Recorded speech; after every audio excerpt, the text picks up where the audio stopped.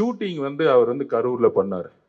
எவ்வளவு கொடூரமான கேவலமான மனநிலை இருந்தா இப்படி ஒரு பிரச்சாரத்தை உருவாக்குவாங்க அதிமுகவும் பிஜேபியும். ஸ்டாலின் சார் பதறாரு. நேத்து ஏதோ ஒரு அம்மா திடீர்னு வந்து நம்ம கட்சிக்கு வந்து திடீர்னு போச்சு. பார்த்தா திடீர்னு அந்த அம்மாவை கூப்பிட்டு பக்கத்துல நிக்க வச்சு சால்வை போட்டுட்டு இருக்காரு. எவ்வளவு பயம் பாருங்க ஸ்டாலின் சார். திமுக சேர்றதுன்னா ஒன்னே ஒண்ணுதான். நம்ம அண்ணன் விஜய் அண்ணன் நீங்க திட்டுனீங்கன்னா ஒரு 10 லட்ச ரூபாய் கொடுத்து வாங்கன்னு சால்வை போட்டு கூட்டிட்டு போயிடுவாங்க. வேற உறுதியான தலைவரை தமிழகத்துல இன்னும் அந்த குடும்பம் பார்க்கல. அவ்வளவுதான். அதனாலதான் 6 டிஸ்ட்ரிக்ட் போய் முடிக்கிறதுக்குள்ளேயே கரூர்ல மிகப்பெரிய இந்த மிசாவை பத்தி பேசினாங்கன்னா இன்னுமேட்டு அது என்னங்க அடுத்த இப்ப உங்களையே என் பையனை அடிச்சுட்டாங்க, அட்லீஸ்ட் ஒரு 10 வருஷம் என் பையனை அடிச்சுட்டியாடான்னு ஒண்ணு இருக்குல்ல, அடிச்சவங்க கூடயே சேர்ந்துட்டு இன்னைக்கு வரைக்கும் மிசா கதையை பேசிக்கிட்டு இருக்காங்க. திமுக கதையை பத்தி எனக்கு தெரியும். அவங்க அந்த 4 to 6 தான் வந்து கள்ள ஓட்டே போடுவாங்க. என்ன எஸ்ஐஆர் நம்ம ரெடி ஆயிட்டு இருக்கோம். அவங்கள பொறுத்த வரைக்கும் எஸ்ஐஆர் என்ன தெரியுங்களா? ஸ்டாலின் ஐடென்டிஃபிகேஷன் ரெஜிஸ்டர் ரெடி பண்ணி வச்சிருக்காங்க. யார் யாரெல்லாம் ஊர்ல இல்ல, யார் யாரெல்லாம் செத்து போயிட்டா, இதையும் மீறி ஒரு ரிஜிஸ்ட்ரேஷன் வச்சிருக்காங்க. கரெக்டா 4 மணிக்கு வருவாங்க. உஷாரா இருங்க. 4 மணிக்கு தான் முக்கியம். 10 மணிக்கு நம்ம மக்கள் ஆட்டோமேட்டிக்கா வந்து ஓட்டு போட்டுருவாங்க. அக்கா மேயர் பிரியாக்காவும் சரி, இங்க இருக்க அமைச்சருக்கும் சரி, நோண்டாங்க போட்டாங்க. கடைசியில பார்த்தா 4500 கூட போட்டு போயிட்டாங்க அவங்க பாட்டி. 2000 ரூபாய் கொடுத்தா ஓட்டு போட்டுருவாங்க. அந்த 2000 ரூபாய் கொடுக்கக்கூடிய அமைச்சர் தான் பெரிய தேர்தல் தெரிஞ்சவர்னு ஒரு மனநிலை உருவாக்கி இருக்க பாத்தீங்களா? அப்பெல்லாம் ஒண்ணுமே கிடையாது. நான் 21 இவங்களோட எல்லாம் ஒர்க் பண்ணிட்டு வந்தேன். ஒருத்தனுக்கு ஒண்ணுமே தெரியாது. கூட்டணி உருவாக்க முடியல. அவர் நினைச்சிருந்தா என்ன கூட்டணி உருவாக்கி இருக்க முடியும் தெரியுமா? மத சார்பற்ற தலைமையிலிருந்து வெளியே வந்திருந்தா இன்னைக்கு அவர் முதலமைச்சர்னு சொல்றதுக்கு டெல்லி கூட ரெடி.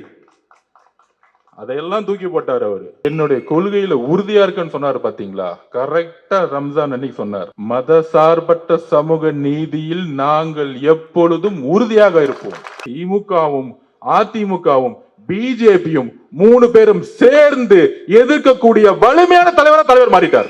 அம்மா ஜெயலலிதா அம்மா உருவாக்கிய உண்மையான தொண்டர்கள் நம்ம கிட்ட இருக்காங்க. அதனாலதான் இன்னைக்கு நம்ம 35% மேல கிராஸ் பண்ணி வெற்றி பெற இடத்துக்கு போயிட்டோம். எங்கள் மீது தாக்குதல் ஏற்பட்டாலும், எங்களுடைய எலும்புகள் உடைக்கப்பட்டாலும், மதசார்பற்ற கொள்கையிலும் சமூக நீதி கொள்கையிலும் நாங்கள் எப்பொழுதும் உறுதியாக இருப்போம் என்பதை நாங்கள் இங்க பதிவு பண்றோம். நாங்க ரமலான் மாநிலத்தில்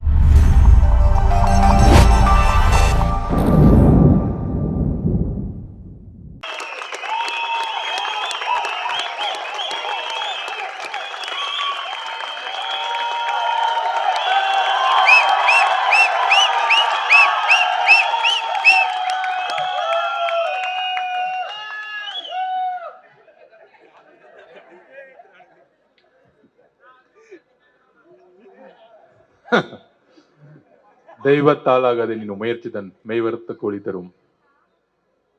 அண்ணா சொன்னாரு, நம்ம மாவட்ட செயலர் பார்த்து சொன்னாரு, நம்ம நாஞ்சில் அண்ணன் 10 மணிக்குள்ள ஓட்டையே போட்டு முடிச்சிடணும் அப்படின்னு சொன்னாரு. நான் இன்னொன்னு பதிவு பண்ணிடுறேன். திமுக காரங்களை பத்தி எனக்கு தெரியும். அவங்க அந்த 4 to 6 தான் வந்து கள்ள ஓட்டையே போடுவாங்க. என்ன எஸ்ஐஆர் நம்ம ரெடி ஆயிட்டு இருக்கோம். அவங்கள பொறுத்த வரைக்கும் எஸ்ஐஆர் என்ன தெரியுங்களா?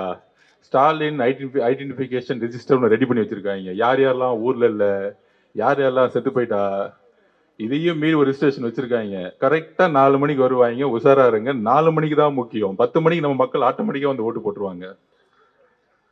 தமிழக வெற்றி கழகத்தின் மாவட்ட செயலாளர் அண்ணன் சுராவேலு அவர்களே, கழக பரப்புரை செயலாளர் அண்ணன் நாஞ்சில் சம்பத் அவர்களே, கல்வியாளர் ஆர்கே நகர் தொகுதி தேர்தல் பொறுப்பாளர் திரு மரிய வில்சன் அவர்களே, எனக்கு முன்னாடி பேசிய திரு மகேஷ் அவர்களே, ராமகிருஷ்ணன் அவர்களே, கழக பகுதி செயலாளர் அவர்களே, வார்டு செயலாளர் அவர்களே, என்னுடைய சகோதர சகோதரிகளே, இந்த கட்சியுடைய முக்கிய கட்டமைப்பில் தூணா இருக்கக்கூடிய நம்மளுடைய அக்காக்கள், தங்கைகள், நண்பர்கள், நண்பிகள் எல்லோருக்கும் என்னுடைய வணக்கம்.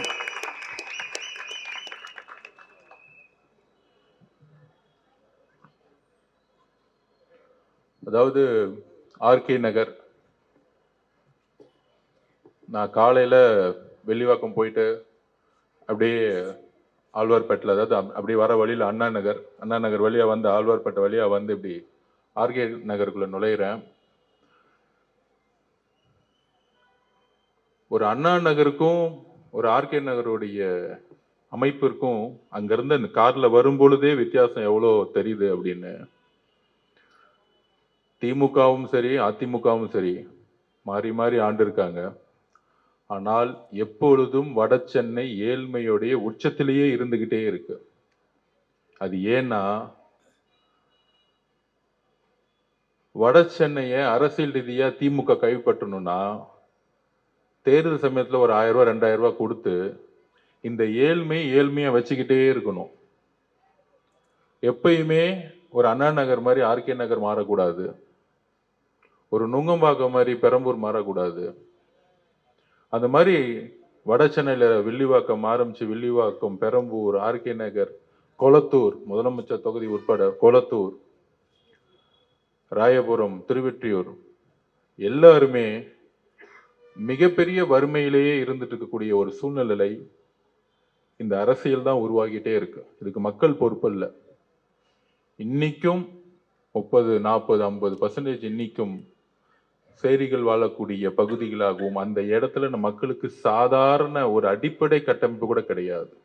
அந்த அளவிற்கு பூர்வ குடிமக்களா இருக்கக்கூடிய வட சென்னை மக்களுக்கு எதுவுமே கிடைக்காம பாத்துக்கிறதா இந்த திமுகவுடைய ஆட்சி முறை. பொதுவாக சொல்றாங்க, ஏன் திமுக மேல இவ்வளவு கோவப்படுறீங்க, திமுக மேல இவ்வளவு கோவப்படுறீங்க, கடுமையா பேசுறீங்க அப்படின்னு. நான் திமுகவில் வந்து வேலை பார்த்த சமயம் 2015 திமுக 40க்கு 40 தொகுதி தோத்த நேரம். அந்த நேரம் அதிமுக தான் வெற்றி பெற்று இருந்துச்சு. திமுக சோர்ந்து போயிருந்துச்சு. அந்த டைமத்துல ஒரு சாதாரண ஒரு டீம்ல போய் ஒர்க் பண்ண ஆரம்பிச்சு 21 வெற்றி பெற வரைக்கும் ஒரு முக்கியமான இடத்துல இருந்து, முக்கியமா மாண்புமிகு முதலமைச்சர் கூட டெய்லியும் அவரை சந்தித்து அவருடைய பணியாற்றக்கூடிய தருணம் எனக்கு ஒரு எக்ஸ்பீரியன்ஸ் கிடைச்சிச்சு. ஒரு பொலிட்டிக்கல் சயின்ஸ் ஸ்டூடெண்டா 15 வயசுலேருந்தே அரசியலுங்கிறது முக்கியங்கிறத உணர்ந்து படிச்சு வேலை பார்க்கக்கூடிய வாய்ப்பு திமுகவில் கிடைக்கும் பொழுது 2015 to 2021 திமுகவுடைய அந்த குடும்பமும் சரி, முதலமைச்சரும் சரி, அவர் கூட இருக்க மருமகளும் சரி, அவர் கூட இருக்கக்கூடிய மகனும் சரி, அவர் கூட இருக்கக்கூடிய எல்லோரும் சரி, ஒரு எதிர்கட்சியா செயல்படும் போது மிகப்பெரிய போராட்டத்தை உருவாக்கிட்டே இருப்போம். மக்களுக்கு தப்பா அது செய்யல, 8 வழிச்சாலையா போராடணும், நீட்டுக்கா போராடணும், சிஏக்கா போராடணும், எல்லாத்துக்கும் போராட்டம். நம்மளும் அவங்களோட சேர்ந்து நிறைய நின்று இருப்போம். அன்னைக்கு அம்மா இறந்த பிறகு, இபிஎஸ் வந்த பிறகு அந்த ஆட்சி மாற்றணும்னு எல்லாரும் போய் வேலை பார்த்தோம். எல்லாரும் உணர்வு ரீதியா வேலை பார்த்தோம். ஆனா 21 ஜெயிச்ச பிறகு எம்ஜிஆருக்கு இன்னெல்லாம் நிலைமை ஏற்பட்டுச்சு. கலைஞர் கூட இருந்து 71 ஜெயிச்ச பிறகு அவர் ட்ரெஷரரா இருந்தாரு, பணபலத்தை கொண்டு வந்தாரு, எல்லாமே கொண்டு வந்து ஜெயிச்ச பிறகு கருணாநிதி அவரை வெளியே அமைச்ச பிறகு சொன்னாரு, அவர் ஒரு துரோகின்னு எம்ஜிஆர் மேல ஒரு சின்னதா ஒரு பழிய சொல்லி கட்சி விட்டு வெளியே அமைச்சாரு. ஆனால் அப்படி வெளியே அமைச்சு 5 வருஷம் நண்பர்களே, நான் செங்கோட்டையன் பேசியிருக்கேன், நிறைய எம்ஜிஆர் ரசிகர்கள்ட்ட பேசியிருக்கேன். 72 அவர் கட்சி ஆரம்பிச்சு 77 ஆட்சி வர வரைக்கும் அந்த கட்சி தொண்டர்களையும் அந்த தலைவரையிலும் உண்டு இல்லைன்னு ஆக்குனாங்க. ரவுடிசத்தை வச்சு, காவல்துறை வச்சு அவ்வளோ உடைச்சாங்க. அதே மாதிரி 50 வருஷம் கழிச்சு நம்மளுடைய தலைவருக்கு அவ்வளோ பிரச்சனைகளை இந்த அரசு உருவாக்குது. ஏன் இந்த 50 வருஷத்துல வேற யாருக்கும் உருவாக்கல? அம்மா ஜெயலலிதாக்கு அப்புறம். ஏனால் எம்ஜிஆருக்கு அப்புறம், அம்மா ஜெயலலிதாக்கு அப்புறம் வேற உறுதியான தலைவரை தமிழகத்துல இன்னும் அந்த குடும்பம் பார்க்கல. அவ்வளவுதான்.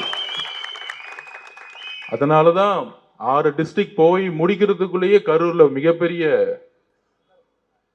ஒரு பிரச்சனையை உருவாக்குனாங்க. அது மூலியமா 41 பேரை வந்து கொல்லப்பட்டாங்க. அதுக்கப்புறம் எஸ்ஓபி திருப்பி நான் பதிவு பண்றேன். எஸ்ஓபி போட்டு நம்ம தலைவர் முன்னாறு 38 டிஸ்ட்ரிக்ட் போயிட்டு வந்திருக்கணும். அதெல்லாம் முடக்கி நிப்பாட்டினாங்க. இந்த எஸ்ஓபி வெளியே வரக்கூடாது. அவரு வெளியே வந்தா 1 லட்சம் பேர் வந்தா போலீஸ் பாதுகாப்பு கொடுக்க மாட்டோம். போலீஸ் பாதுகாப்பு கொடுக்கலன்னா மக்களுக்கு எதாவது ஆகட்டும், மக்களுக்கு எதாவது ஆன பிறகு அந்த கொலை பழியை நம்ம தலைவர் விஜய் அவர்கள் மேல போடட்டும். இதுதான் அவங்களுடைய பிரச்சாரம் கடந்த 6 மாசமா. வேற எந்த பிரச்சாரமும் அவங்களுக்கு எடுபடல. தனிப்பட்ட பிரச்சாரங்கள் எதுவுமே எடுபடல. அப்ப ஏன் முடக்குறாங்க? ஏன்னா அவங்களுக்கு தெரியும் ஒவ்வொரு மாவட்டத்திலையும் ஒவ்வொரு சர்வே எடுக்கும் பொழுது நம்மளுடைய வளர்ச்சி எவ்வளவு, தலைவர் ஒவ்வொரு ஊருக்கு போயிட்டு வர்றதுக்குள்ள எவ்வளவு பெரிய வளர்ச்சின்னு அவங்களுக்கு தெரியும். அப்ப அந்த கடுமையான போலீஸை வச்சு, காவல்துறையை வச்சு எந்த அளவிற்கு எந்த அமைச்சர்கள் நம்மளை பத்தி பேச மாட்டாங்க, முதலமைச்சர் பேச மாட்டாரு, துணை முதலமைச்சர் பேரை சொல்ல மாட்டாரு. இதுதான் அரசியல், மிகப்பெரிய அரசியல். ஏன்னா அவங்க கிட்ட கட்சி இல்லை, அவங்க கிட்ட கவர்மெண்ட் முன்னாடி இருக்கு. அந்த கவர்மெண்ட் இருக்கக்கூடிய அதிகாரிகள், கலெக்டர், ஐஏஎஸ், ஐபிஎஸ் எல்லாரும் அவங்களுக்காக பணியை செஞ்சு அவங்களுக்கு நமக்கு ஒரு லா, அவங்களுக்கு ஒரு லா, அப்படி கொண்டு ஒரு கட்டமைப்பை உருவாக்கி நம்மளை எல்லாம் ஓரம் தள்ளினாங்க. எந்த பிரச்சாரம் செய்ய முடியாதுன்னு. ஆனா அதெல்லாம் மீறி மீறி எங்கெல்லாம் பிரச்சாரம் செஞ்சோமோ அங்க மக்களுடைய ஆதரவு, உண்மையா சொல்றேன், எம்ஜிஆர்களுக்கு மிகப்பெரிய ஆதரவு வந்துச்சு. நான் திருப்பி திருப்பி சொல்றேன், யூடியூப்ல போய் திருவாரூர்ல போய் பாருங்க. ஒட்டுமொத்த திருவாரூர்ல தஞ்சாவூர் பெல்ட்டே அங்கதான் இருந்துச்சு திருவாரூர்ல. அதை பார்த்தே அவங்க பயந்துட்டாங்க. சோ உடனே அந்த கரூருடைய இன்சிடென்ட்க்கு அப்புறம் நீங்க பார்த்திருப்பீங்க, ரீசெண்டா நம்ம மேல அதிமுக இவங்க எல்லாம் விமர்சனம் பண்ணிட்டு இருப்பாங்க. இப்ப ரீசெண்டா இந்த ஒரு வாரமா இன்னைக்கு என்ன நாள் சொல்லுங்க? இன்னைக்கு என்ன நாள்? இன்னைக்கு ரம்ஜான். நம்மளுடைய சகோதர சகோதரிகள் நோன்பு இருந்து நேற்று முடிச்சு, தலைவர் 2 நாளுக்கு முன்னாடி நோன்பு இருந்து ஈவினிங் முடிச்சு நம்ம கொண்டாடணும். அப்ப அவர் பேசும்போது ஒரு முக்கியமான ஒரு விஷயம் பதிவு பண்ணார். 15 நாளா தலைவரை சுத்தி, கட்சி சுத்தி, தமிழக வெற்றி கழகம் பிஜேபி கூட போயிடுவாங்க, பேசுறாங்க. அவர் டெல்லி போயிட்டா சிபிஐ அவர் அழுத்தம் கொடுக்குது. இந்த கட்டமைப்பை திமுகவும் அதிமுகவும் பிஜேபியும் 3 பேரும் சேர்ந்து இந்த பிரச்சாரத்தை உருவாக்கிட்டே இருக்காங்க. நம்ம அண்ணன் எல்லாத்துக்கும் பதில் சொல்லவே மாட்டார். ஏன்னா யாரு மிரட்டுறாங்களோ, ஒன்னே ஒண்ணு புரிஞ்சுக்குவாங்க, யாரு மிரட்டுறாங்களோ அவங்க தான் பயப்படுறாங்கன்னு அர்த்தம். யாரு அமைதியா இருக்காங்களோ அவன் தைரியமா இருக்கான்னு அர்த்தம். யாரு அடிக்கடி வெளியே டெய்லி காலையில மத்தியானம் நைட்டு ஃபுல்லா பேசிட்டு இருக்காங்களோ அவனுக்கு தான் அரசியலே தெரியலன்னு அர்த்தம். என்னைக்கு மக்களுடைய தேவைக்கு என்னுடைய கொள்கையில உறுதியா இருக்குன்னு சொன்னாரு பாத்தீங்களா, கரெக்டா ரம்ஜான் அன்னைக்கு சொன்னார். நண்பர்களே, தோழர்களே, கரெக்டா இந்த முஸ்லீமுடைய அந்த குலாவை போட்டுட்டு சொன்னாரு, மத சார்பற்ற சமூக நீதியில் நாங்கள் எப்பொழுதும் உறுதியாக இருப்போம். இந்த மெசேஜ் யாருக்கு தெரியுமா? திமுகவுக்கு ஃபர்ஸ்ட். ஏன்னா திமுக சொல்லவே சொல்லாது. ஆல்ரெடி பிஜேபி கூட 99 சேர்ந்து குஜராத் கலவரம் போது சொல்றாங்க, அன்னைக்கு இருந்த கலைஞர் கருணாநிதி, ஏன் அப்ப ஸ்டாலின் சார் அரசியல தானே இருந்தாரு, 50 வருஷமா நான் அரசியல் இருக்கேன், 50 வருஷமா அரசியல் இருக்கேன், 50 வருஷமா அரசியல் இருக்குன்னு சொல்றாருல்ல. அவங்க அப்பா கிட்ட கேக்குறாங்க, குஜராத் கலவரம் பத்தி நீங்க சொல்லுங்க. அவரு சொல்றாரு, அது உள்நாட்டு பிரச்சனைன்னு சொல்ற மாதிரி உள் மாநில பிரச்சனை அப்படின்னு அந்த கலவரத்தை பத்தி பேசவே இல்லை. ஏன்னா அமைச்சர்களா இருக்கிறாங்க, எதுல? பிஜேபி தலைமையிலான அமைச்சர்களா இருக்கிறாங்க. அப்ப நம்ம ஸ்டாலின் சார் தான் இன்னைக்கு மத சார்பற்ற தலைவராச்சே. அப்படியே எந்திரிச்சு அப்பா நீ சொல்றல தப்புப்பா, என்னப்பா தப்பு தப்பா பேசுறீங்க, நம்ம அப்படிலாம் சொல்லக்கூடாது, இதை கடுமையாக எதிர்த்து நிக்கணும். குஜராத் கலவரத்தை வச்சு ஏன் நம்ம கடுமையாக எதிர்த்து நிக்க மாட்டேங்கிறோம்? சொல்றாருல, மீசாக்கு எதிராக சரி அவர் எடுத்து போறான்னு தெரியல, மீசாக்கு எதிராக நான் போராடினேன், ஜெயிலுக்கு போனேன். ஆனா அதுல இருக்க பொய்ய பாருங்க. இந்த உண்மையை உடைக்கணும், நீங்களாம் சொல்லணும். இந்த யாராச்சும் டிவி டிபேட் போனீங்கன்னு வச்சுக்கோங்க, கலைஞர் அம்மா இந்திரா காந்தி அம்மா கதிர் கடுமையாக போராடினார், போராடி கழக தோழர்கள் எல்லாம் அடிச்சுக்கிட்டாங்க, எல்லாம் ஜெயில தள்ளினாங்க, தன்னுடைய மகன் இன்னுயிரை கொடுத்திருப்பாரு, அவர் அடிப்பட்டாரு, சிறை சென்றாரு. அப்படி சிறை சென்றவர், அடிப்பட்டு சிறை சென்ற மகனும் ஒட்டுமொத்த கழக தோழர்களும் வாழ்நாள் முழுவதும் எதிர்த்து நின்று இருக்கணும்ல. அடுத்த தேர்தலில் ஒண்ணு சேர்ந்துக்கிட்டாங்க. அடுத்த தேர்தலில் திமுக யாரு கூட ஒண்ணு சேர்ந்தாங்க? அதே இந்திரா காந்தி அம்மா கூட சேர்ந்துக்கிட்டாங்க. ஏன்? ஒரே நோட்டீஸ் தான், ஊழல் கேஸ போட்டுருவேன், ஒழுங்கா சேர்ந்துன்னு சொன்னா சேர்ந்துட்டாங்க. இதுதான் திமுக. இந்த மிசாவை பத்தி பேசினாங்கன்னா இன்னுமேட்டு அது என்னங்க அடுத்த இப்ப உங்களையே என் பையனை அடிச்சுட்டாங்க, அட்லீஸ்ட் ஒரு 10 வருஷம் என் பையனை அடிச்சுட்டியாடான்னு ஒண்ணு இருக்கும்ல, அடிச்சவங்க கூடயே சேர்ந்துட்டு இன்னைக்கு வரைக்கும் மிசா கதையை பேசிக்கிட்டு இருக்காங்க. அது என்ன அரசியல்னு இன்னைக்கு வரைக்கும் புரியல நமக்கு. இதுதான் சுயநல அரசியல், மக்களை ஏமாத்துற அரசியல், கொள்கையற்ற அரசியல். பணத்துக்காக அதிகாரம் கிடைச்சா எவன் கூட வேணா சேர்ந்துக்குவான் திமுக காரன். இதுதான் பிரச்சனை. அதே மாதிரி இன்னைக்கு உண்மையிலே பிஜேபி கூட சேர்ந்துக்கிட்டு நம்ம பி டீம் சொன்னாங்க, நம்ம பிஜேபி கூட டெல்லியில பேசிட்டு இருக்குன்னு சொன்னாங்க. அப்படி பண்ணா ஜனவரி 10 ஜனநாயகம் படம் வந்து இந்நேரம் ரிலீஸ் முடிச்சு அண்ணா வந்து 1500 கோடி சம்பாதிச்சிருப்பார், இல்ல 1000 கோடி சம்பாதிச்சிருப்பார். ஆனால் எங்களுக்கு நீதி வேண்டும்.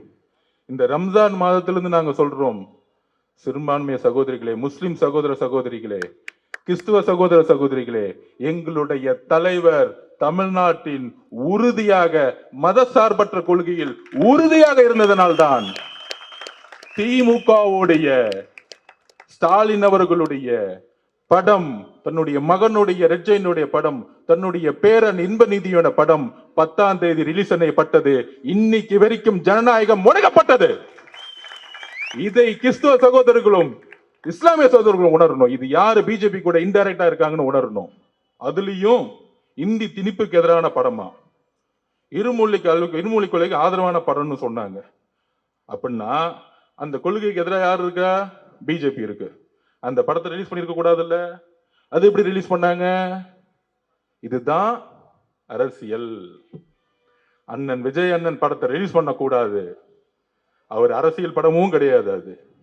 அப்ப இதுல இருந்து புரிஞ்சுக்கணும் சிறுபான்மை சகோதரர்களும், யாரு உண்மையாளாக மதசார்பற்ற கொள்கைக்காக அவர் நினைச்சிருக்கலாமே, சரி நம்ம சேர்ந்துக்கலாம். இப்ப சொல்றாங்களே எல்லாரும், அதான் கொடுக்குறாங்களே ஆஃபரு, கூட்டணி உருவாக்க முடியல. அவர் நினைச்சிருந்தா என்ன கூட்டணி உருவாக்கி இருக்க முடியும் தெரியுமா? மதசார்பற்ற தலைமையிலிருந்து வெளியே வந்திருந்தா இன்னைக்கு அவர் முதலமைச்சர்னு சொல்றதுக்கு டெல்லி கூட ரெடி. அதையெல்லாம் தூக்கி போட்டார் அவரு. அவர் உறுதியா இருக்கிறார். நான் என்னுடைய கொள்கையில் உறுதியா இருக்கிறேன். ஏனென்றால் முதல் நாளே சொன்னாரு, பெரியார் அவர்கள் கொள்கையும் அம்பேத்கர் அவர்கள் கொள்கையும் உருவாக்கிய பொழுது அவர் சொன்னது சும்மா போட்டோக்காக கிடையாது. இன்றைக்கு நாங்கள் உறுதியாக சொல்றோம், தமிழக வெற்றி கழகத்தின் ஆபீஸ்ல தான் பெரியார் சிலையும் இருக்கு, அம்பேத்கர் சிலையும் ஒன்றாக இருக்கிறது. இது அறிவாளத்துல கிடையாதுப்பா. நான் ஓப்பனா சொல்றேன், டிக்ளேர் பண்றேன். சேலஞ்ச் இருந்தா சொல்லுங்க.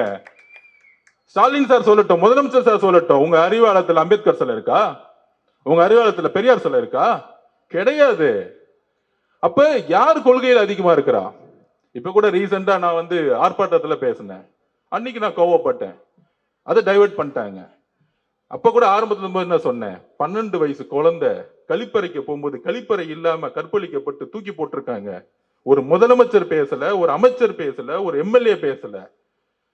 அப்ப அவர் மேல இருக்க ஒரு விமர்சனத்தை மக்கள் நினைக்கிறத அந்த அம்மா என்கிட்ட பேசின உணர்வை நான் சொல்றேன்.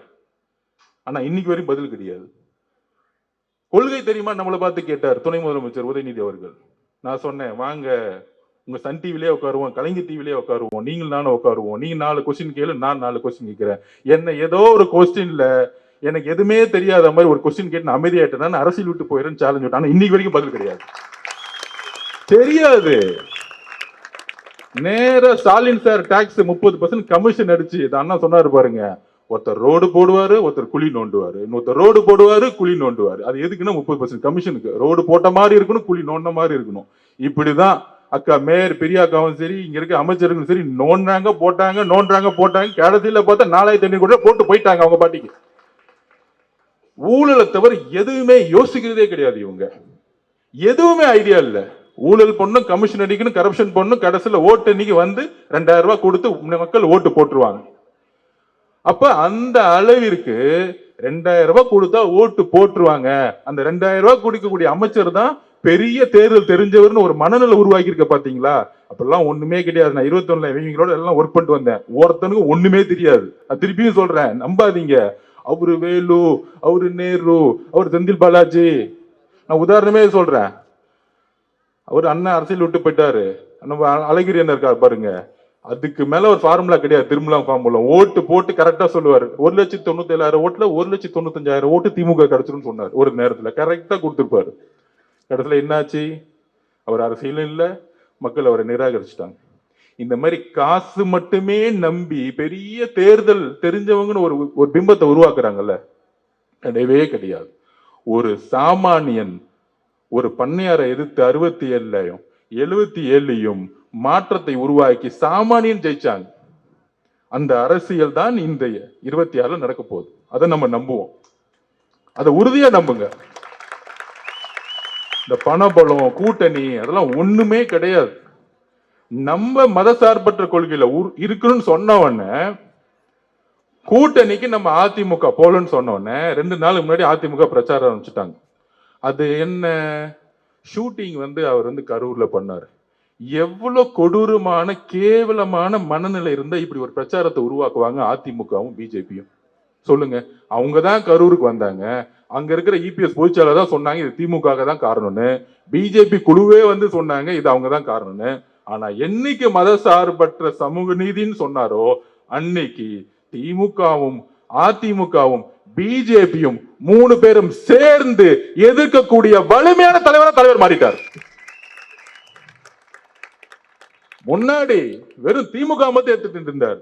என்னைக்கு ரம்ஜான் மந்த்ல நம்மளுடைய சகோதர சகோதரிகளுடன் டிக்ளேர் பண்ணாரோ இன்றைக்கு உறுதியாக மன நிறைவுடன் சொல்லுகிறோம் தமிழக வெற்றி கழகத்தின் சார்பாக, இஸ்லாமிய சகோதர சகோதரிகளே, நோம்போடைய உங்களுடைய சந்தோஷமான மகிழ்ச்சியோட நாள் சொல்றோம், நாங்கள் மட்டும்தான் உண்மையாக உறுதியாக உங்களுடன் எப்பொழுதும் இருப்போம்.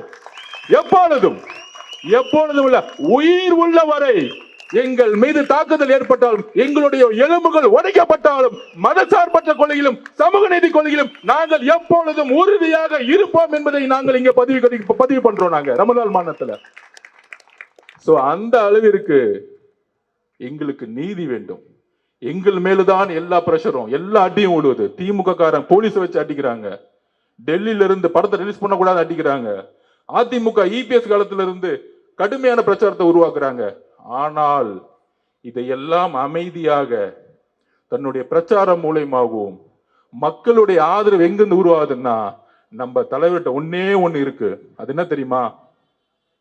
உண்மை, நேர்மை, இன்னொன்னு துணிவு. இந்த 3ம் தான் நம்ம கிட்ட ஸ்ட்ராங்கா இருக்கு. சோ அதை நாம் நம்புவோம். போதும். இது யார் எந்த கட்சிக்கிட்டையும் கிடையாது. நான் திருப்பி சொல்றேன், எந்த கட்சிக்கிட்டையும் கிடையாது. அதனால இந்த ஒரு போலியான பிரச்சாரத்தை உருவாக்குவாங்க. என்ன பிரச்சாரம்? இப்ப சொன்னாங்களே பாருங்க, கரூர்ல அவர் ஷூட்டிங் நடத்தினாரா? நான் ஷூட்டிங் போனேன், மகாபலிபுரம் பக்கத்துல ஒரு 150 ஏக்கர்ல பண்ணிட்டு இருந்தாங்க. அவர் கிளம்பி வாங்கன்னு சொன்னா 10 நிமிஷத்துல 50,000 பேர் நிப்பாங்க. 10 நிமிஷத்துல 50,000 பேர் நிப்பாங்களா? நிப்பாங்க மாட்டாங்களா?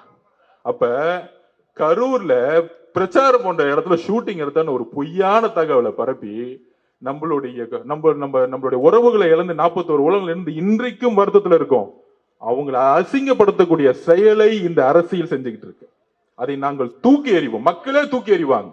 அதை யார் உருவாக்குனதும் தெரியும். அதுக்குதான் போயிட்டு வந்தார் செந்தில் பாலாஜி என்கொயரிக்கு. உண்மைகள் தெரியும். நாளைக்கு ஒரு நாள் எல்லா உண்மைகளும் தெரியும். கரெக்டான நீதிமன்றமும் கரெக்டான ஒரு ஆபீசரும் வருவாங்க, வராமலாம் இருக்க மாட்டாங்க. உண்மை எப்பொழுதும் ஜெயிக்கும். அதை நாங்க நம்புறோம். எப்பயுமே நாங்கள் உண்மையை பக்கம் நிக்கிறோம். அந்த உண்மை எப்பொழுதும் ஜெயிக்கும். அண்ணாக்கு அப்புறம் கலைஞர் உருவானார். அது எம்ஜிஆரும் கூட இருந்தார். கலைஞர் தவறு செய்யும் பொழுது, கலைஞர் குடும்ப ஆட்சி ஏற்படும் பொழுது, கலைஞர் ஊழல் செய்யும் பொழுது, கலைஞர் கொடுமையான ஆட்சி செய்யும் பொழுது, கலைஞர் ஜனநாயகத்துக்கு எதிரான ஆட்சி செய்யும் பொழுது எம்ஜிஆர் உருவானார். எம்ஜிஆர் ஜெயிக்க முடியுமான்னு கேட்கும் பொழுது காலமும் நேரமும் இயற்கையும் மக்கள் ஒரு தலைவனை உருவாக்குவார்கள். ஆனா அவர்கிட்ட உண்மை இருக்கணும். அப்படிதான் எம்ஜிஆர் உருவாக்குனாங்க. உடனே எம்ஜிஆர் போயிட்டாரு. எம்ஜிஆர் போயினோடனே உங்களுக்கு எல்லாம் தெரியும், ஐயோ அவ்வளவுதான், அதிமுக முடிஞ்சிச்சு, தமிழ்நாட்டில் இனிமேட்டு இந்த குடும்பம் மட்டும்தான், கலைஞர் தான் எல்லாம் அப்படின்னு வீறு நட போட்டாங்க எல்லாரும். அந்த அம்மா கடுமையா உடல் மொழியிலையும் அசிங்கசியமா பேசினாங்க. நீங்க எல்லாம் பார்த்திருப்பீங்க, பெண்களுக்கு தெரியும். அசிங்கசியமா இவன் கூட இருந்தாங்க, அவங்க கூட இருந்தாங்க, உருவம் எப்படி, சேலையை பிடிச்சி இழுத்தாங்க, அடிச்சாங்க, சட்டத்தை போனா. ஆனால் மக்கள் ஒரு வலுவான தலைவரை உருவாக்குனாங்க இந்த குடும்பத்துக்கு எதிராக. அதுதான் அம்மா. அந்த அம்மா தான் ஆர்கே நகர்ல நின்று வெற்றி பெற்றாங்க. அந்த அம்மாவை ஜெயிக்க வச்ச மண் இது. அதான் சொன்ன இந்த மண்ணுன்னு. அப்புறம் அந்த அம்மா இறந்துட்டாங்க. இறந்த பிறகு ஐயா இபிஎஸ் அவர்கள் வந்தாரு. கடந்த எல்லா தேர்தலையும் தோல்வி. ஏன் தோல்வி? மக்களால் உருவாக்கப்பட்ட தலைவர் அவர் கிடையாது. மக்களால் தேர்ந்தெடுக்கப்பட்ட தலைவர் அவர் கிடையாது. அம்மா சசிகலா அம்மா அவர் அப்பாயின்மெண்ட் பண்ணாங்க, கடைசியில் சசிகலா அம்மா யாருன்னே தெரியாதுன்னு சொல்லிட்டாரு. அப்புறம் எப்படி மக்கள் நம்புவாங்க? அப்ப மக்கள் நிராகரிச்சுட்டாங்க. அந்த ரெட்டையிலன்னு சிம்பிளுக்காக இன்னைக்கு ஒரு 17-18% ஓட்டு இருக்கு. அவ்வளவுதான் இன்னைக்கு அதிமுக. நம்ம லேட்டஸ்டா எடுத்த சர்வேல திமுகவோட நம்ம 2% அதிகமா இருக்கும் இன்னைக்கு. இதுதான் உண்மை. அதான் பயம் அவங்களுக்கு. அதிமுக 3ஆவது இடத்துக்கு போயிருச்சு. அதனாலதான் விமர்சனம் தலைவர் விஜய் மேல பயங்கரமா. யாரு? 3 பேர் ஒண்ணு சேர்ந்துட்டாங்க. திமுக, அதிமுக, பிஜேபி. இப்ப 3 பேரும் ஒன்று சேர்ந்து ஒருத்தர் எதுக்குறாங்க. அந்த 3 பேர் யாரு தெரியுங்களா? அந்த 3 பேர் கூட எத்தனை கூட்டணி இருக்கு? இது தமிழக வரலாற்றிலே நடந்ததில்லை. ஐயா எம்ஜிஆர் அவர்கள் கூட கம்யூனிஸ்ட் இருந்தாங்க. டெல்லி கூட நீ சப்போர்ட் பண்ணுச்சு இன்டைரக்டா. ஆனால் இன்னைக்கு ஒரு ஆள், ஒரு கட்சி, ஒரு சாமானிய கட்சி, இளைஞர்கள் ஒட்டுமொத்தமா நிக்கிறாங்க. யார் எதிர்த்து? திமுக கூட 26 கட்சி கூட்டணி. ஸ்டாலின் சார் பதறார். நேத்து ஏதோ ஒரு அம்மா திடீர்னு வந்து நம்ம கட்சிக்கு வந்து திடீர்னு போச்சு. பார்த்தா திடீர்னு அந்த அம்மாவை கூப்பிட்டு பக்கத்துல நிக்க வச்சு சால்வை போட்டுட்டு இருக்காரு. எவ்வளவு பயம் பாருங்க ஸ்டாலின் சாருக்கு. யார் யாரெல்லாம் திட்டுறாங்களோ முதலமைச்சரை பர்சனலா பாக்குறாரு நம்ம தலைவரை. அப்ப அவருக்கு எவ்வளவு பயம். ஒரு பயம் இருந்தா இந்த மாதிரி எல்லாம் செய்வாங்களா? ஒரு முதலமைச்சர் ஸ்டேச்சர் இருக்காங்க, ஒரு யூடியூப்ல பேசுறவங்களை கூட்டிட்டு போய் ஒரு சால்வையா போட்டு வாங்க வாங்க வாங்க வாங்க விஜய் சாரை திட்டீங்களா? அப்ப திமுக நீங்க திமுக இடத்த இப்ப திமுக சேர்றதுன்னா ஒன்னே ஒண்ணுதான். நம்ம அண்ணன் விஜய் அண்ணன் நீங்க திட்டுனீங்கன்னா ஒரு 10 லட்ச ரூபாய் கொடுத்து வாங்கன்னு சால்வை போட்டு கூட்டிட்டு போயிடுவாங்க. அவ்வளவு ஒரு கேவலமா கட்சியை மாறிடுச்சு திமுக இன்னைக்கு. அண்ணா எப்படி எல்லாம் உருவாக்குனார். கடமை, கண்ணியம், கட்டிப்பாடு, சமூக நீதி, இருமொழி கொள்கை, இதெல்லாம் எனக்கு உண்மை தெரியாது. நீ திமுக பத்தி இந்த சமூக நீதினா என்னன்னு தெரியுமா? சமூக நீதியா? சமூக நீதி எல்லாம் தெரியாது. கான்ட்ராக்டர், கமிஷன், உனக்கு எவ்வளவு வரும் எனக்கு எவ்வளவு சொல்லுன்னு சொல்லிட்டு போயிட்டே இருப்பான். இதை தவிர ஒண்ணுமே தெரியாது. நம்ம சம்பத்தன்ன பேசுற மொழியில இன்னும் புரியாது அவங்களுக்கு. நம்மளை பார்த்து கொள்கைக்கிறான். நான் கொள்கை இல்லைன்னா வாங்க உங்க பையன் முதல்ல உங்களுடைய உதயநிதி அனுப்பு, கலைஞர் டிவிக்கே நான் வரேன், ஒண்ணுமே பிரச்சனை இல்லை, லைவ் வைங்க போதும், நான் பேசுவோம், 2 பேரும் உட்காந்து பேசுவோம். வரமாட்டாரு. அவருக்கு சா மூ கான்னு சொல்றதுக்குள்ள ஒண்ணும் புரியாது. அவருக்கு என்னன்னே தெரியாது. அவரு கூட இருந்திருக்கோம்ல, தெரியும். பாம்பின் கால் பாம்பறியும். நம்ம பாம்பு இல்ல, ஆனா இந்த கூட இருக்கும்போது தெரியும் நீங்க என்ன பண்ணுவாங்க. அப்ப இன்னைக்கு இருக்க என்ன சூழ்நிலையில இருக்கிறோம்? நம்மளை பார்த்த உடனே நம்மள வந்து மைண்ட் எல்லாம் இது பண்றாங்களாம். அது என்ன திமுக 26 கட்சிப்பா, என்னப்பா தனியா வந்து திமுக. அதுக்குதான் நான் அன்னைக்கே சொன்னேன், அந்த பிகிலு படத்துல ராயப்பன் கேரக்டர்ல அப்படி போகும்போது அண்ணா தனியா வந்து மாட்டிக்கிட்டாருண்ணே தொக்க அப்படின்னு. தனியா வர்றதே உங்களை போட்டு அடிக்கிறதுக்கு தான்டா. அதே சீன் தான் வர 26 தேர்தல். நீ 26 பக்கம் பேர் ஒன்னா நில்லு. அந்த 26 கட்சி கூட்டணி எப்படி நம்ம சொல்லணும்ல இன்னைக்கு. அதுல நம்ம யாருமே வந்து குறைச்சு சொல்ல. அதுல இன்னைக்கு 26 கட்சி கூட்டணி எப்படி இருக்குன்னு பாத்துக்குவாங்க. திராவிட இயக்கத்தின் தமிழ் தேசியத்தின் போர்வால் அண்ணன் வைகோ அவர்கள் 4 சீட்டு.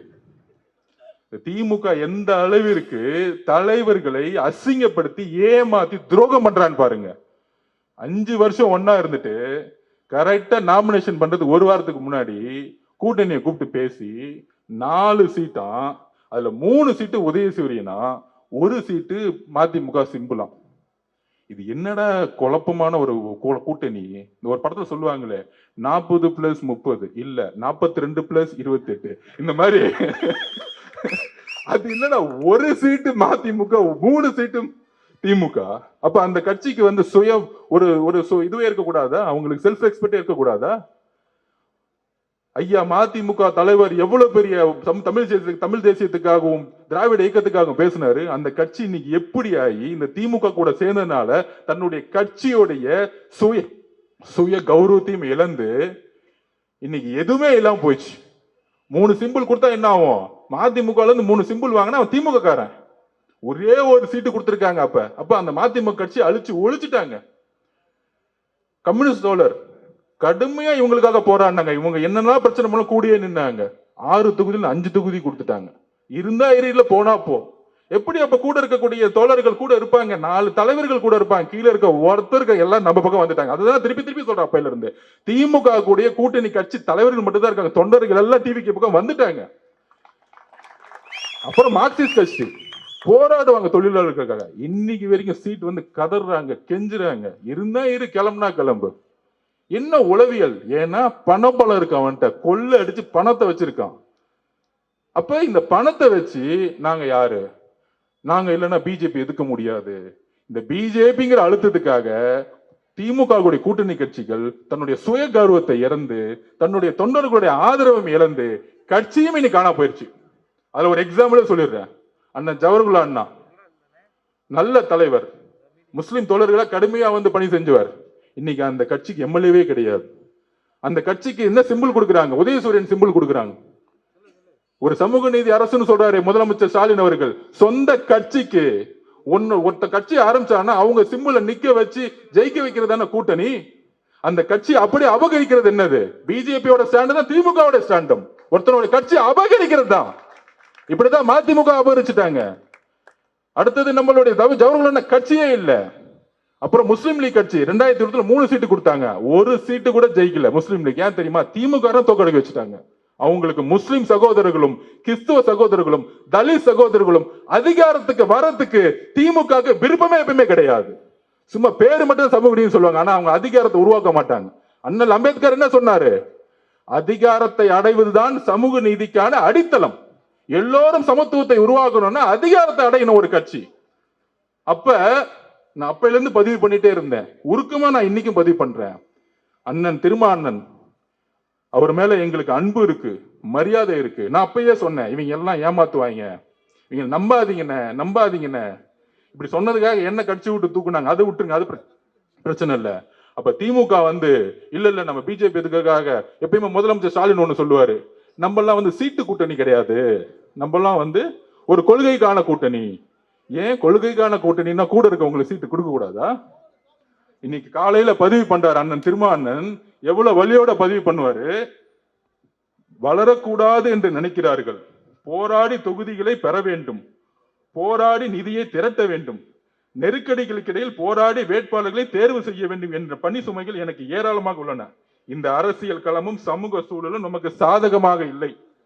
நாம் எந்த வகையிலும் வலிமை பெறக்கூடாது என நினைப்பவர்களின் எண்ணிக்கையே இங்கு அதிகம். நாம் எந்த வகையிலும் வலிமை பெறக்கூடாது என நினைப்பவர்களின் எண்ணிக்கையே இங்கு அதிகம்.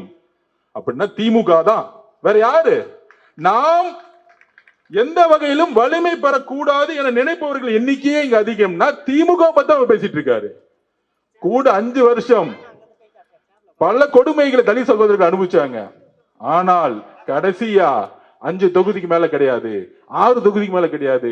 இருந்தா இருங்க, இல்லைன்னா போங்க. நாம் வளர வேண்டும் என்ற வாழ்த்தவோ ஊக்கப்படுத்துவோ இங்கு யாரும் இல்லை என்பதை யதார்த்தமான உண்மை. எவ்வளவு மன வலிமையோட அண்ணன் திருமாவளவன் இத பேசியிருப்பாரு. இத எவ்வளவு அவர் கண்ணுல இருந்து கண்ணீர் மட்டும் தான் வரல. உங்களுக்காக வேங்கவை பச்சதுக்காக கடுமையான விமர்சனங்களுக்கு உள்ளாக்கப்பட்டவர். கிட்டத்தட்ட 200 தலித் சகோதரர்களுக்கு பல கொடுமைகள் நடந்திருக்கும். ஒவ்வொரு மாவட்டத்திலும் கொடியேற்ற விடமில்ல, எல்லாத்துக்கும் உங்களோட நின்னாரு. ஒரு நண்பனா, ஒரு சகோதரமா இன்னைக்கு திமுக கூட ஸ்டாலின் சார் நிற்பாரு. ஆனா ஒரு எம்எல்ஏ சீட்டு வரும் பொழுது தலித் சகோதரர்கள் எத்தனை கோடி பேர் இருக்காங்க? 25% இருக்காங்க. அதாவது ஆதி திராவிடர்கள் 95 லட்சம் பேர் இருக்காங்க. அதோடைய ஒரு முகமா வளர்ந்து வந்தவர் அண்ணன் திருமாவண்ணன். ஆனா அவருக்கு 6 சீட்டு கொடுத்து இருந்தா இரு, இல்ல போனா போ. இதுதான் நான் சொல்றேன், இதுதான் அட்ராசிட்டி, இதுதான் பண்ணையாத்தனம். திமுகங்கிறது பண்ணையாத்தனத்துல இருந்து மாறவே இல்லை. ஸ்டாலின் அண்ணா வந்தாருன்னா மாறுவார் நினைச்சோம், மாறல. 2011 அவங்க அப்பா கலைஞர் 10 தொகுதி விசிகே கொடுத்தாங்க. இன்னைக்கு 5 தொகுதிக்கு மேல கொடுக்க கூடாது, 6 தொகுதிக்கு மேல கொடுக்க கூடாதுன்னு சொல்றாங்கன்னா இவங்களுடைய பிரச்சனை என்னன்னு தெரிஞ்சா பண்ணையார்த்தனம். அவர் சொன்ன வார்த்தைகள் திருப்பி திருப்பி பதிவு பண்றேன். நாம் எந்த வகையிலும் வலிமை பெறக்கூடாது என நினைப்பவர்கள் எண்ணிக்கையே இங்கு அதிகம். அதுதான் திமுக. இதுதான் நான் அன்னைக்கு படிச்சு சொன்னேன். இவங்க ஏமாத்துவாங்க, கூட இருந்து கொள்வா. எப்படிதான் வைகோ வந்து எப்படி அந்த கட்சியை முடிச்சாங்களோ, நாளைக்கு விசிகேவை முடிக்கிறதுக்கு அவங்க ரெடி ஆயிட்டாங்க. இந்த எலெக்ஷன் முடிஞ்சா முடிக்கிறதுக்கு அவங்க திமுக தான் எல்லாம் செய்வாங்க. தமிழக வெற்றி கழகம் எதிரி கிடையாது, ஆதவர்ஜனா எதிரி கிடையாது. அண்ணா உங்கள் மீது எப்பொழுதும் நான் அனுபவிச்சிருக்கேன். இது அரசியலா பேசல, உங்களுடைய வழி என்னுடைய வழி, உங்களுடைய வழி இந்த மக்களுக்கான வழி நாங்க பாக்குறோம். கூட்டணி கூட்டணி தொடர்ந்து அரசியலுக்கு அப்பாற்பட்டு நான் பேசிட்டு இருக்கேன். ஒரு தவறு நடந்தால் நாங்கள் பெரியாருடைய வழித்தோன்றல்கள். எங்கு ஆதிக்கம் இருக்கோ அங்கு எங்கள் தலைவர் எதிர்த்து நிற்பார். எங்கு ஆதிக்கம் இருக்கோ அங்கு நானும் எதிர்த்து நிற்பேன். அது எந்த அதிகாரம் இருந்தாலும் எங்களுக்கு இந்த பயம் கிடையாது, எந்த பயமும் கிடையாது. அப்ப திமுக கூடிய ஒவ்வொரு கட்சியும் இன்னைக்கு முடக்கி, அம்மா பிரேமலதா அக்கா வந்தாங்க, தேசிய முற்போக்கு கூட்டணி நல்ல கட்சி. ஆனால் பிஜேபியோட இத்தனை நாள் வந்தாங்களாம், கூடயே இருந்துட்டு அதிமுக கூட இருந்துட்டு வந்தவங்க. அவங்களுக்கு 34 ஒரு எம்எல்ஏ கொண்ட ஒரு ராஜ்யசபா சீட்டு, அதிகமான தொகுதிகள் சைன் போட்டு முன்னாடியே முடிச்சிட்டாங்க. ஆனா இவங்களுக்காக கம்யூனிஸ்ட் தோழர்களும், இவங்களுக்காக ஜவஹர்லால் அண்ணனும், நம்மளுடைய திருமா அண்ணனும் எல்லோரும் இருந்து திமுகவுடைய எல்லா ஊழல்களுக்கும் எல்லா தவறுகளுக்கும் கூட இருந்து நாங்க தான் ஒரு ஜனநாயக ரீதியா பிஜேபி வரக்கூடாது, நாங்க நிக்கிறோம் திமுக கூட சொன்னவர்கள்லாம் கடைசியில 5 சீட்டு 6 சீட்டு இருந்தா இருங்க போனா போனோம்னு சொல்லக்கூடிய பண்ணையார்த்தனம் இன்னைக்கு தலித் மக்கள் ஒட்டு மொத்தமா திமுக தான் திரும்பி இருக்காங்க. இதுதான் உண்மை. அண்ணன் திருமாவளவனுடைய கண் இருக்கு. ஸ்டாலின் அவர்கள் வரக்கூடிய எலெக்ஷன்ல ஆட்டோமேட்டிக்கா முடிவு பண்ணிடுவாங்க மக்கள். அதனால இந்த கூட்டணி பொருந்தாத கூட்டணி. அங்க இருக்க கூட்டணியில் இருக்கவங்களே அவங்க கட்சி அபகரிக்கிறாங்கன்னு எல்லா தொண்டர்களும் பேச ஆரம்பிச்சிட்டாங்க. சொந்த சிம்பிள்ல நிக்க கூட கூடாது சொல்லக்கூடிய பண்ணையாத்தன் இருக்குல்ல, இதுதான் திமுகவுடைய வீழ்ச்சியத்துக்கான அறிகுறி. அப்ப பொருந்தாத 26 கட்சி தலைவர்கள் ஒண்ணு சேர்ந்து தொண்டர்கள்லாம் டிவிக்கு பக்கம் வந்த பிறகு இங்க யார் வலிமையான தலைவர்? நம்ம தான் வலிமையான தலைவர். நம்பர் 1. நம்பர் 2, அதிமுக கூட்டணி பத்தி 5 நிமிஷத்துல பேசி முடிச்சிடுறேன். நம்ம ஏன் தனியா போனோம்? மத சார்பற்ற குறிக்கோள நம்ம ஏன் ஒன்னா நிக்கணும்னா, தமிழ்நாட்டுல முஸ்லிம்ஸ், கிறிஸ்டின் சகோதரர்கள், தலித் சகோதரர்கள் எல்லோரும் நம் மீது 70% நம்ம பக்கம் திரும்பி நம்மோட நம்பிக்கையா நிக்கிறாங்க. எல்லா கம்யூனிட்டில இருக்கக்கூடிய பிசி, ஓபிசி இருக்கக்கூடிய ஏழை மக்கள், தொழிலாளர்கள் நம்ம பக்கம் நிக்கிறாங்க. அவர்கள் ஒரே நம்பிக்கை, எப்பொழுதும் மத சார்பற்ற கூட்டணியை நீங்கள் தலைவர் உருவாக்குவாருங்கிறதுல தான் தலைவருக்கு இவ்வளவு பெரிய வளர்ச்சி இருக்கு. அந்த அடிப்படை கொள்கையை அவர் என்னைக்குமே உடைக்க மாட்டார். அதனால்தான் தனியாக நாங்கள் நிற்போம்ங்கிற உறுதியை கொடுத்தார். அப்புறம் அதிமுக கூட்டணி 10 கட்சி இருக்கு. அந்த கட்சி எதுவுமே பொருந்தாத கூட்டணி. ஏதாவது நம்பர் வேணும்னா அம்மா ஜெயலலிதா சிங்க மாதிரி இருந்தாங்க. ஒரு கூட்டணி பேச்சுவார்த்தை இங்க போயஸ்கார்ல முடியும். ஆனா எதுக்கு எடுத்தாலும் டெல்லியில போய் உங்களுக்கு என்ன எனக்கு என்னன்னு சொல்லக்கூடிய ஒரு தோல்வியான தலைவர். ஆனால் அதிமுக கூட எல்லா தொண்டர்களும் டிவிக்கு பக்கம் எப்பயோ போயிட்டோம். அதனால நம்ம அதிமுக விமர்சனம் பண்றதே கிடையாது. எம்ஜிஆர் அவர்கள் உருவாக்கக்கூடிய, அம்மா ஜெயலலிதா அம்மா உருவாக்கிய உண்மையான தொண்டர்கள் நம்ம கிட்ட இருக்காங்க. அதனாலதான் இன்னைக்கு நம்ம 35% மேல கிராஸ் பண்ணி வெற்றி பெற இடத்துக்கு போயிட்டோம். அதனால தோழர்களே நம்புங்கள். இன்றைக்கு ரம்ஜானுடைய நாள் என்று சொல்றேன். அடுத்த ரம்ஜான் நம்மளுடைய தலைவர் முதலமைச்சரா சென்ட் ஜார்ஜ் கோட்டையில் உட்கார்ந்துட்டு இருப்பார். அன்றைக்கு என்ன வாக்குறுதி கொடுத்தாருன்னா, மதசார்பற்ற சமூக நீதிக்கான அரசை உருவாக்கும் சொன்னாரு. அதோடைய முதல் சைன் தான் சென்ட் ஜார்ஜ் கோட்டையில இருக்கும் பதிவு செய்து ஆர்கே நகர்ல நம்மளுடைய மரிய வில்சன் சார் தொகுதி பொறுப்பாளராக போட்டிருக்கோம். ஒரு பெரிய கல்லூரி நடத்தவர். ஆனா ஏழ்மையான குடும்பத்திலிருந்து வந்தவர், மிகப்பெரிய ஏழ்மையான குடும்பத்துல வந்தவர். நான் உட்பட மிகப்பெரிய ஏழ்மையான குடும்பத்துல இருந்து வந்தோம். அதனாலதான் எல்லாத்தையும் விட்டு நாங்க ரோட்டுக்கு வந்து நின்றுட்டு இருக்கோம், மக்களோட மக்களா நிக்கணும்னு. எப்பொழுதும் சமதர்மம் நினைக்கக்கூடியவர் அவரு. நம்ம சூறாவளி எல்லாரும் சேர்ந்து இந்த ஆர்கே நகர் தொகுதி வெற்றி பெற்று 140 தொகுதியை தமிழக வெற்றி கழகத்துக்கு மட்டுமே ஜெயிக்குங்கிறத ஒரு உறுதியை கொடுத்து இது ஆர்கே நகர்ல இருந்து ஆரம்பிங்கிற சொல்லி விடைபெறுகிறேன். நன்றி, வணக்கம். நமது ஆர்கே நகர் தொகுதியின் பொறுப்பாளர் அண்ணன் மரிய வில்சன் அவர்கள் நமது ஆதவர்ஜன் அண்ணன் அவர்களுக்கு மரியாதை செலுத்துகிறார். சிறப்பாக பேசிய அண்ணன் அவர்களுக்கு ஒரு பெரிய கரகோஷம் கொடுக்கலாமா?